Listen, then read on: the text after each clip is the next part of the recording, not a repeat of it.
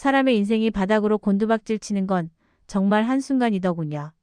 날개도 없이 추락한다는 말이 무슨 뜻인지 저는 45살이 되어서야 뼈저리게 알았습니다. 남편의 사업이 부도가 나고 쫓기듯 서울 아파트를 정리했습니다. 손에 쥐어진 돈이라곤 전세 보증금의 반이반도 안 되는 액수였죠. 그 돈으로 우리가 갈 수 있는 곳은 경기도 부천의 낡은 빌라촌뿐이었습니다. 저는 이사 오던 그날을 잊을 수가 없습니다. 붉은 벽돌은 군데군데 깨져 있고 건물 입구에는 누가 버렸는지 모를 매트리스가 비에 젖은 채 방치되어 있더군요. 엘리베이터도 없는 4층 꼭대기집. 좁고 가파른 계단을 오르내리며 이삿짐센터 직원들도 혀를 내두를 정도였습니다. 사모님, 여기는 사다리차도 못 들어와요. 이거 다 등짐으로 날라야 하는데 추가 비용 주셔야 합니다. 그 말에 가슴이 철렁했습니다. 지갑 속에 꼬깃꼬깃 접어둔 비상금 몇 푼이 전부였거든요. 죄송하다고 잘 좀 부탁드린다고 굽신거리며 음료수를 건네는 제 모습이 참 처량했습니다. 하지만 그건 시작에 불과했습니다. 짐 정리가 대충 끝나고 늦은 저녁이 되어서야 한숨 돌리려던 참이었습니다. 걸레질을 하려고 무릎을 꿇고 방바닥을 닦고 있는데 쿵, 쿵, 쿵. 갑자기 발밑에서 둔탁한 진동이 울렸습니다. 처음엔 제가 뭘 잘못 들었나 싶었습니다. 오래된 건물이라 배관이 울리는 소리인가 했죠. 그런데 제가 걸레를 빨러 화장실로 걸음을 옮기자마자 다시 한번 천장이 울릴 듯한 소리가 났습니다. 쿵, 쿵, 쿵, 쿵. 명백했습니다. 아랫집에서 무언가로 천장을 치는 소리였습니다. 이사 온 첫날이라 집 나르느라 시끄러웠던 건 이해하지만 이건 해도 너무하다 싶더군요. 이제 겨우 밤 8시였고 저는 그저 걸어 다녔을 뿐인데 말이죠. 가뜩이나 예민해져 있던 터라 저도 모르게 욱하는 마음이 솟구쳤습니다. 내가 죄 지은 것도 아닌데 내 집에서 내 발로 걷지도 못하나. 그 억울함이 발걸음을 아랫집 현관으로 이끌었습니다. 현관문 앞에 서서 심호흡을 한번 하고 초인종을 눌렀습니다. 인기척이 없더군요. 다시 한번 문을 두드렸습니다. 저기요, 윗집인데요. 그 순간 낡은 철문이 거칠게 열렸습니다. 끼익하는 소름 끼치는 쇳소리와 함께 나타난 사람은 러닝셔츠 차림의 깡마른 할아버지였습니다. 백발이 성성한 머리에 눈빛은 어찌나 매섭던지 마치 먹잇감을 노리는 독수리 같았습니다. 제가 입을 떼기도 전에 불호령이 떨어졌습니다. 아니, 사람이 염치가 있어야지. 지금 시간이 몇 시인데 쿵쿵거려. 전쟁 났어. 그 기세에 눌려 저는 말문이 턱 막혔습니다. 방금 이사 와서 정리하느라 그랬다고 죄송하다고 말하려 했지만 할아버지는 제 말을 듣지도 않았습니다. 지팡이인지 몽둥이인지 모를 나무 막대기를 바닥에 쾅 찍으며 소리를 지르시더군요. 요즘 젊은 것들은 배려라는 걸 몰라. 배려를 대가리에 똥만 찼나? 얼굴이 화끈거렸습니다. 나이 45세 생판 모르는 남에게 이런 모욕적인 말을 듣다니요. 심장이 쿵쾅거리고 손끝이 파르르 떨렸습니다. 죄송하다는 말은 쏙 들어가고 눈물만 핑 돌았습니다. 어르신 말이 좀 심하시네요. 저희 오늘 이사 왔어요. 짐 정리하느라. 이사 왔으면 쥐 죽은 듯이 살아야지. 어디서 꼬박꼬박 말대꾸야. 쾅. 면전에서 문이 닫혔습니다. 차가운 복도에 혼자 남겨진 저는 멍하니 닫힌 문만 바라보았습니다. 복도 조명등이 깜빡거리는 그 적막 속에서 서러움이 파도처럼 밀려왔습니다. 서울 아파트에 살 때는 층간소음 같은 건 신경도 안 쓰고 살았는데 내가 가난해지니까 세상도 나를 이렇게 하대하는구나 싶은 자격지심까지 들었습니다. 그날 밤 남편은 들어오지 않았습니다. 술이라도 마시지 않으면 잠들 수 없어 밖을 배회하고 있었겠죠. 저는 낯선 천장을 바라보며 숨죽여 울었습니다. 뒤척일 때마다 삐걱거리는 침대 소리조차 아랫집 할아버지 귀에 들릴까봐 숨소리도 제대로 내지 못했습니다. 다음 날 아침이 밝았습니다. 밤새 한숨도 못 잤지만 그래도 이웃인데 척지고 살 순 없다는 생각이 들었습니다. 앞으로 계속 얼굴 마주치고 살아야 하는데 첫 단추를 잘못 끼우면 피곤해질 게 뻔하니까요. 없는 살림이지만 시장에 가서 시루떡을 샀습니다. 따끈한 떡을 들고 다시 아랫집 문을 두드렸죠. 어르신, 어제는 제가 죄송했습니다. 이사 떡 좀 드시고 화 푸세요. 문은 열리지 않았습니다. 안에서 인기척은 느껴지는데 죽은 듯이 조용하더군요. 문고리에 떡이 담긴 봉지를 걸어두고 돌아서는데 등 뒤에서 문 열리는 소리가 났습니다. 반가운 마음에 얼른 뒤를 돌아봤죠. 그런데 할아버지는 떡 봉지를 보더니 툭 바닥으로 던져버리셨습니다. 누굴 거지로 아나?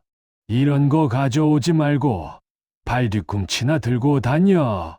비닐봉지 안에서 뭉개진 시루떡이 제 마음 같았습니다. 바닥에 나뒹구는 떡을 다시 주워 담으며 저는 입술을 꽉 깨물었습니다.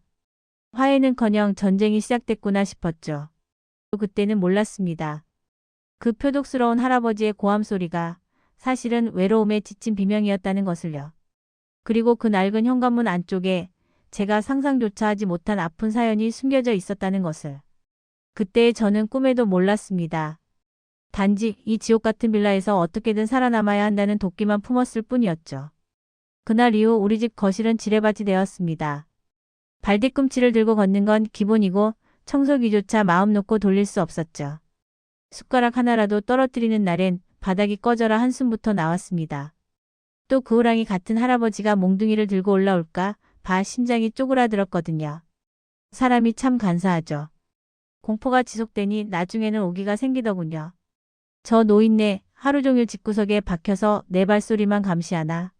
미움이 싹 텄고 엘리베이터 없는 이 낡은 빌라가 감옥처럼 느껴졌습니다. 그러던 어느 오후였습니다. 시장통 입구 가파른 언덕길을 오르고 있을 때였죠. 저만치 앞에서 웬 할아버지가 낡은 휠체어 하나를 힘겹게 밀고 가는 모습이 보였습니다. 여름 땡볕이 내리쬐는데 할아버지의 등은 이미 땀으로 흥건히 젖어 있었습니다. 구부정한 허리로 온 체중을 실어 휠체어를 미는데 바퀴가 돌부리에 걸렸는지 꼼짝도 하지 않더군요. A씨, A씨. 익숙한 고함 소리. 네, 바로 아랫집 그 할아버지였습니다. 저는 순간 못 본 척하고 골목으로 숨어버릴까 고민했습니다. 그 서슬퍼런 눈빛과 마주치고 싶지 않았으니까요. 그런데 휠체어에 앉아있는 사람을 본 순간 발길이 떨어지질 않았습니다. 한눈에 봐도 왜소한 체구의 할머니 한 분이 몸을 가누지 못해 옆으로 축 늘어져 계셨습니다. 입가에는 침이 흐르고 초점 없는 눈은 허공을 응시하고 있었죠. 그 앙상한 할머니가 땡볕 아래서 고개가 꺾인 채 힘들어하시는데 도저히 그냥 지나칠 수가 없었습니다.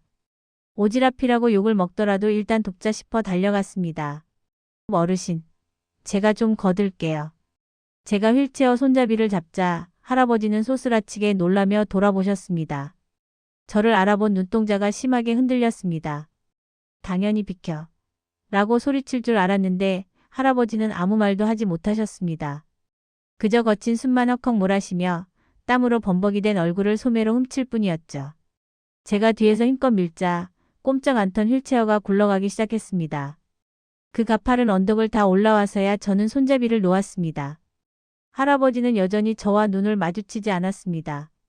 민망하신 건지 자존심이 상하신 건지 헛기침만 컹컹 하시더군요. 고맙수. 모기 소리만 한 목소리였습니다. 그날 처음 알았습니다. 그토록 우렁차던 목소리가 사실은 이렇게나 작고 떨릴 수 있다는 것을요. 전한 알고 보니 할머니는 4년 전 뇌졸중으로 쓰러져 반신불수가 되셨다고 했습니다. 자식들은 다 제 살 길 찾아 떠나고 그 깐깐한 할아버지가 혼자서 대소변을 받아내며 병수발을 하고 계셨던 겁니다. 제가 층간소음이라고 생각했던 그 쿵쿵 소리들. 어쩌면 그건 할아버지가 할머니를 안아 옮기다 넘어지는 소리였거나 답답한 마음에 가슴을 치는 소리였을지도 모른다는 생각이 들었습니다. 제 자신이 너무나 부끄러워 얼굴을 들 수가 없더군요. 남편 사업 망했다고 세상 다 잃은 척 유세를 떨었는데 바로 발밑에는 생존을 위해 사투를 벌이는 노부부가 살고 있었던 겁니다. 그날 저녁 저는 냉장고를 뒤졌습니다.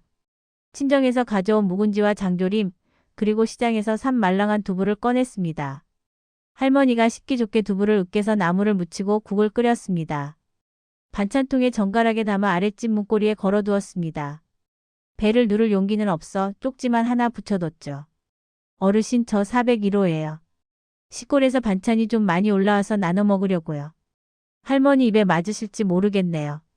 다음날 아침 출근하는 남편 배웅을 하러 나갔다가 깜짝 놀랐습니다. 저희 집 문 앞에 깨끗하게 씻긴 빈 반찬통이 놓여 있었거든요. 그리고 그 위에는 요구르트 2병이 나란히 서 있었습니다. 빨대까지 야무지게 꽂힌 채로 말이죠. 피식 웃음이 터져 나왔습니다.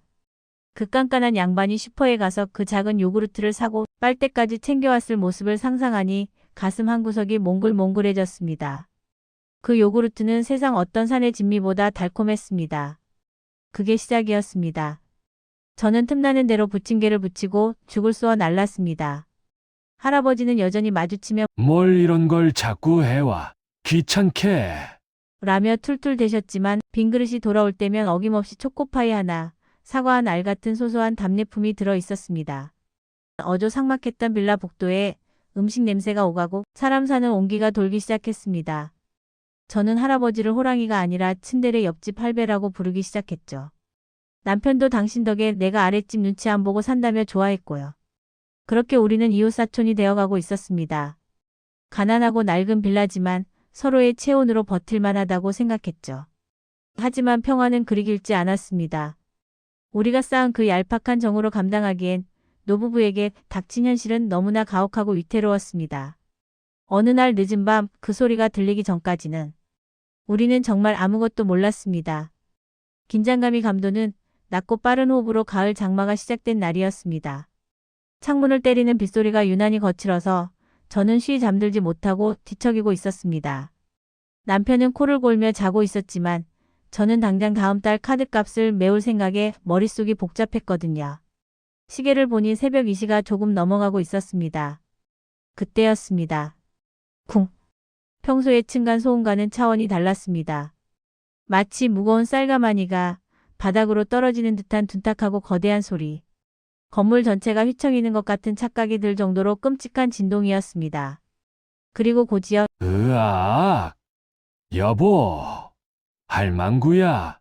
찢어지는 듯한 비명이 빗소리를 뚫고 올라왔습니다. 그건 단순한 화풀이가 아니었습니다. 살려달라는 절규, 생사가 오가는 다급한 외침이었죠. 생각할 겨를도 없었습니다. 잠옷바람 그대로 뛰쳐나갔습니다. 슬리퍼가 벗겨지는 줄도 모르고 계단을 2칸씩 뛰어내려가 301호 문을 두드렸습니다. 어르신, 무슨 일이에요? 어르신. 안에서는 신음소리만 들릴 뿐 대답이 없었습니다. 문고리를 잡아 돌렸지만 잠겨 있었죠. 순간 며칠 전 할아버지가 혹시 우리 집에 무슨 일 생기면 비번 이거야 알고나 있어. 하며 툭 던지듯 알려주셨던 번호가 떠올랐습니다. 떨리는 손가락으로 번호키를 눌렀습니다. 삐비빅 문이 열리고 저는 집 안으로 뛰어 들어갔습니다. 현관에 들어서자마자 비릿한 물 비린내가 확 끼쳤습니다. 불이 켜진 화장실 쪽으로 달려간 저는 그 자리에 얼어붙고 말았습니다. 좁은 화장실 바닥은 그야말로 아수라장이었습니다. 비눗물로 미끄러운 타일 위에 할머니가 실오라기 하나 걸치지 않은 채 쓰러져 계셨고 그 위로 할아버지가 엉거주춤하게 엎드려 계셨습니다. 할머니를 씻기려다 두 분이 엉겨붙은 채 함께 미끄러지신 겁니다. 할머니 이마에서는 붉은 피가 배어 나와 하얀 거품과 섞여 흐르고 있었고 할아버지는 허리를 다치셨는지 꼼짝도 못한 채 바들바들 떨고만 계셨습니다. 할아버지의 눈과 마주친 순간 그 눈동자에 서린 공포와 수치심을 보았습니다. 누군가에게 가장 보이고 싶지 않은 가장 비참한 밑바닥을 들킨 사람의 눈빛이었죠. 세대. 우리 할망구 좀. 나 말고 할망구 좀. 할아버지는 고통 속에서도 할머니 걱정뿐이었습니다. 저는 비명을 삼키고 욕실로 뛰어들었습니다. 미끄러운 바닥에 넘어지지 않으려 발가락에 힘을 주고 우선 수건을 가져와 할머니의 몸을 덮었습니다. 그리고 떨리는 손으로 119를 눌렀습니다. 여기 응급환자예요. 노인 두 분이 낙상하셨어요. 빨리요, 피가 많이 나요. 구급차가 오는 그 짧은 시간이 억겁처럼 느껴졌습니다. 저는 구급대원의 지시대로 할머니의 머리 지혈을 돕고 고통스러워하는 할아버지의 손을 꼭 잡았습니다. 그 깐깐하던 손이 제 손을 으스러져라 붙잡으며 아이처럼 울먹였습니다. 미안하다고 고맙다고 제발 살려달라고. 구급대원들이 도착해 두 분을 들것에 실을 때까지 저는 정신이 하나도 없었습니다. 보호자가 없어 제가 구급차에 동승해야 했습니다. 차 안에서 요란하게 울리는 사이렌 소리가 제 심장 박동 소리 같더군요. 할아버지는 이동식 침대에 누워서도 옆에 누운 할머니 쪽으로 고개를 돌리려 애쓰셨습니다. 응급실은 전쟁터였습니다. 의료진들이 달라붙어 검사를 하고 처치를 하는 동안 저는 원무과 접수창구 앞에 섰습니다. 그런데 문제가 생겼습니다. 급하게 오느라 할아버지가 지갑을 챙기지 못하신 겁니다. 할머니의 주민등록번호도 본인의 카드도 아무것도 없는 상황. 할아버지는 환자복 주머니를 뒤지며 사색이 되셨습니다. 지갑이 안방 서랍에 있는데 아이고 이걸 어째. 창구 직원은 난처한 표정으로 저를 쳐다봤습니다. 보호자분 우선 접수부터 하셔야 검사가 진행됩니다. 보증이라도 서주시겠어요? 순간 멈칫했습니다. 제 주머니엔 남편 몰래 챙겨둔 생활비 카드가 들어 있었습니다. 이번 달 전기세, 관리비, 그리고 쌀값을 해야 할 돈이었습니다. 넉넉지 않은 형편에 남의 집 병원비까지 낸다는 게 솔직히 겁이 났습니다. 남편이 알면 난리가 날 텐데 하는 현실적인 걱정이 발목을 잡았죠. 하지만 저만 바라보며 입술을 바르르 떠는 할아버지의 얼굴을 본 순간 계산기를 두드리던 제 자신이 너무나 속물처럼 느껴졌습니다. 지금 사람이 죽느냐 사느냐 하는데 돈 몇 푼이 대수인가 싶더군요. 제 카드로 해주세요. 일시 불러요. 카드를 긁는 소리가 유난히 크게 들렸습니다. 영수증을 받아들고 돌아섰을 때 휠체어에 앉아있던 할아버지가 고개를 푹 숙인 채 울고 계셨습니다. 자존심 강한 그분이 며느리뻘인 저에게 돈 문제로 폐를 끼쳤다는 사실에 무너져 내리신 겁니다. 저는 다가가 할아버지의 굽은 등을 가만히 쓸어드렸습니다. 어르신 돈 걱정 마세요. 나중에 주시면 되죠. 지금은 두 분 무사한 것만 생각하세요. 네? 할아버지는 제 손을 잡고 짐승처럼 꺼이꺼이 소리내어 우셨습니다. 그날 밤 응급실의 차가운 공기 속에서 우리는 피를 나눈 가족보다 더 뜨거운 눈물을 나눴습니다. 그리고 저는 직감했습니다. 이 밤이 지나고 나면 우리 사이는 결코 예전으로 돌아갈 수 없으리라는 것을요. 우리는 이제 단순히 층간소음을 주고받는 이웃이 아니었습니다. 서로의 가장 아픈 밑바닥을 지탱해주는 기이하고도 애틋한 운명 공동체가 되어버린 것입니다. 그날 응급실 사건 이후 우리 401호와 301호의 경계는 완전히 허물어졌습니다. 저는 더 이상 윗집 새댁이 아니었습니다. 어느샌가 할아버지는 저를 우리 둘째 혹은 딸내미라고 부르셨고 저 역시 자연스럽게 아버지, 식사하셔야 조라는 말이 입에 붙게 되었죠. 지난 3년은 제 인생에서 가장 고단했지만 역설적으로 가장 따뜻했던 시간이었습니다. 남편이 지방 현장으로 일을 나가 주말 부부가 된 사이 저는 거의 아랫집에서 살다시피 했습니다. 거동이 불가능한 할머니의 기저귀를 갈고 욕창이 생기지 않게 몸을 뒤집어드리고 할아버지의 흰머리를 염색해드리는 일. 그건 의무감이 아니었습니다.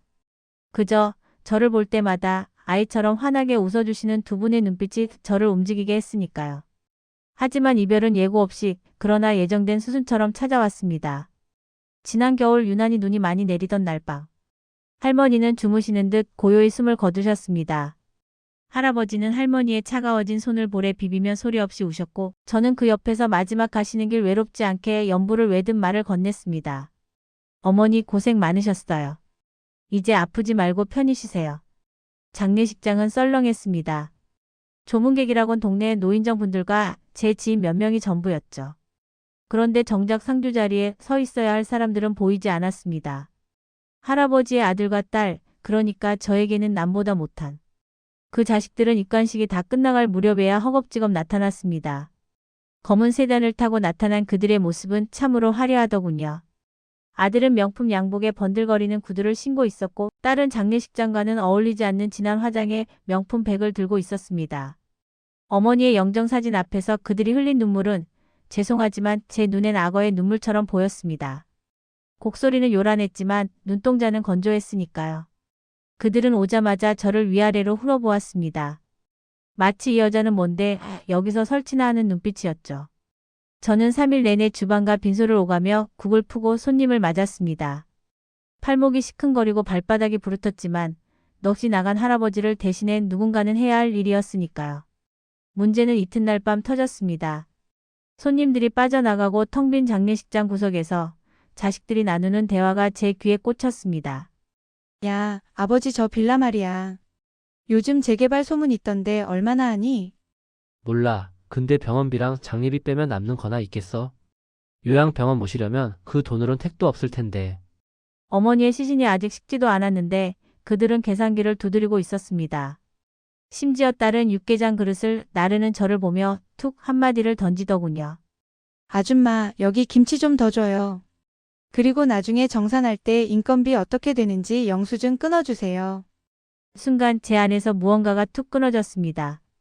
지난 3년간 코빼기도 안 비치던 사람들이 똥기저귀.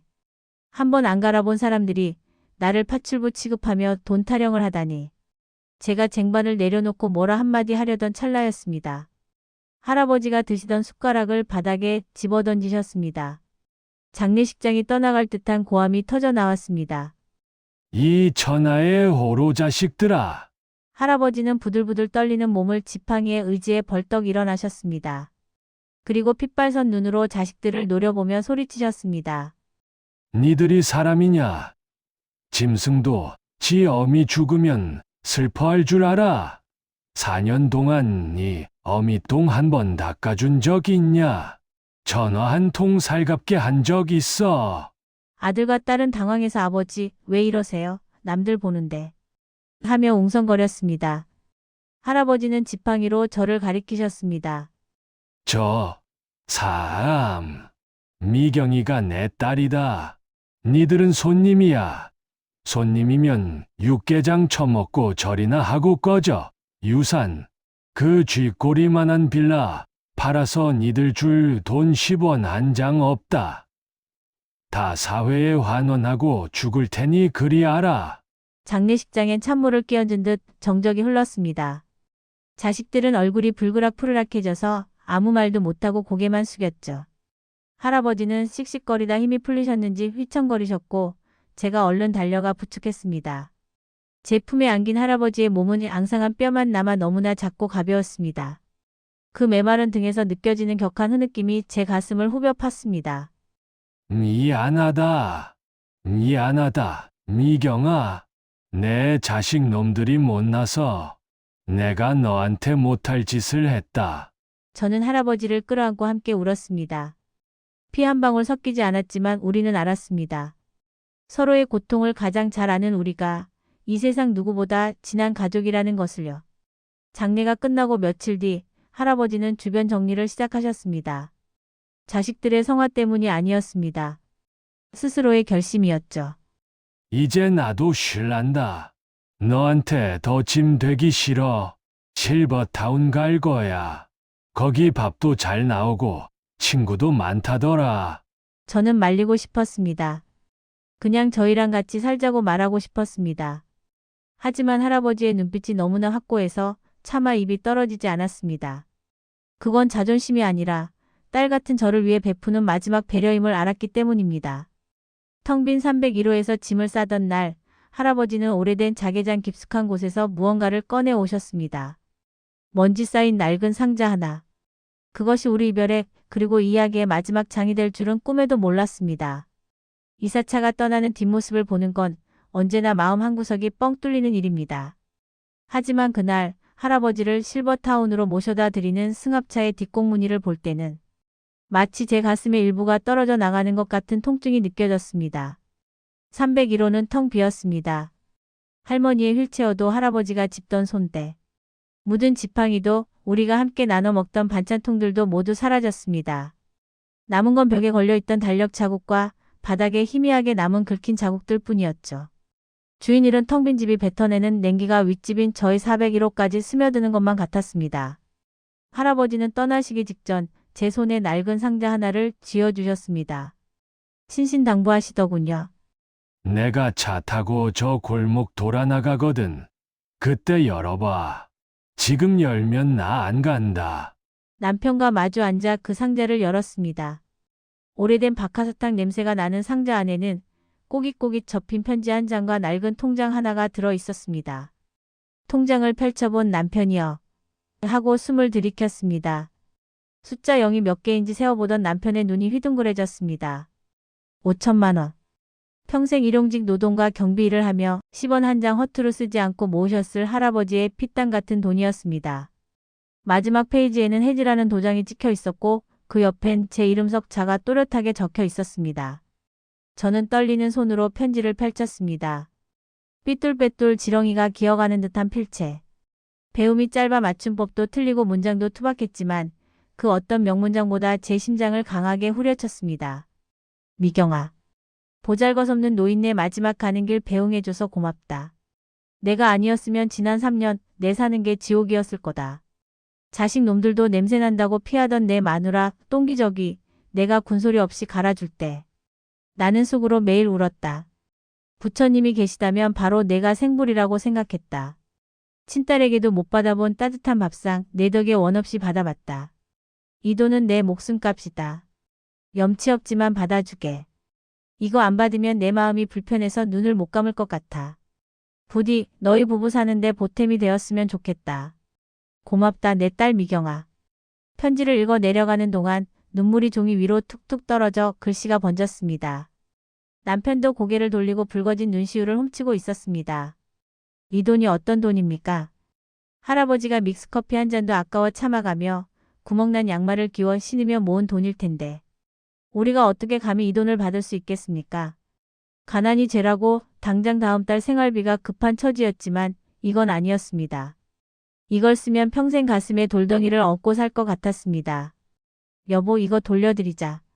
이건 우리가 받을 돈이 아니야. 남편도 고개를 끄덕였습니다. 그래 당장 가자. 가서 돌려드리고 오자. 우리는 그 길로 차를 몰아 할아버지가 계신 경기도 외곽의 실버타운으로 달렸습니다. 도착했을 때 할아버지는 로비 소파에 앉아 창밖을 멍하니 바라보고 계셨습니다. 우리를 보자 놀란 토끼 눈을 하시더니 이내 손사래를 치셨습니다. 왜 왔어?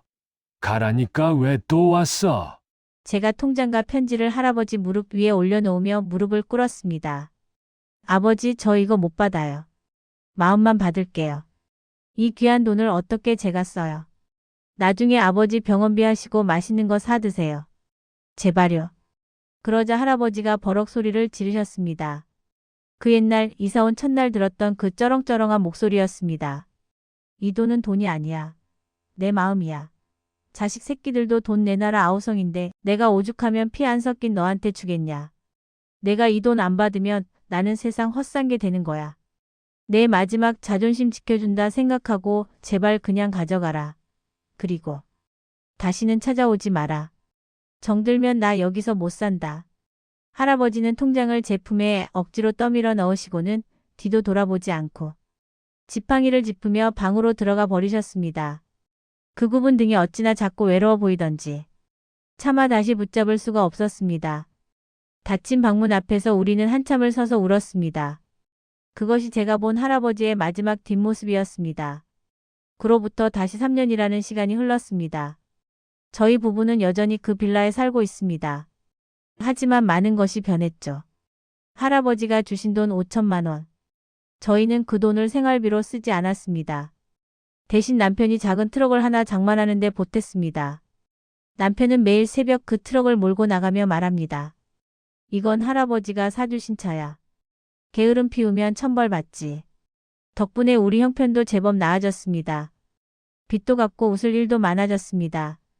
가끔 트럭 조수석에 앉아 덜컹거리는 길을 갈 때면 저는 문득문득 생각합니다.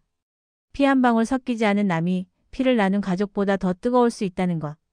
삭막하다고 말하는 이 세상에도 아직은 사람 냄새나는 온기가 숨쉬고 있다는 것을요. 가끔 밤하늘을 올려다봅니다. 어딘가에서 저를 위해 기도하고 계실 할아버지, 아니 나의 아버지. 부디 그곳에서는 층간소음 걱정 없이 아프지 말고 평안하시길. 바람에 실려오는 밥 짓는 냄새에 오늘따라 유난히 그분이 그립습니다. 여러분 옆집에 누가 사는지 아시나요? 오늘 저녁엔 쑥스럽더라도 작은 인사 한번 건네보는 건 어떨까요? 어쩌면 그 문 뒤에 당신의 인생을 바꿀 기적 같은 인연이 기다리고 있을지도 모르니까요. 지금까지 401호 미경이었습니다. 들어주셔서 감사합니다. 제 사연의 감동을 느끼신 분들은 구독과 좋아요 부탁드립니다. 건강한 하루 되세요.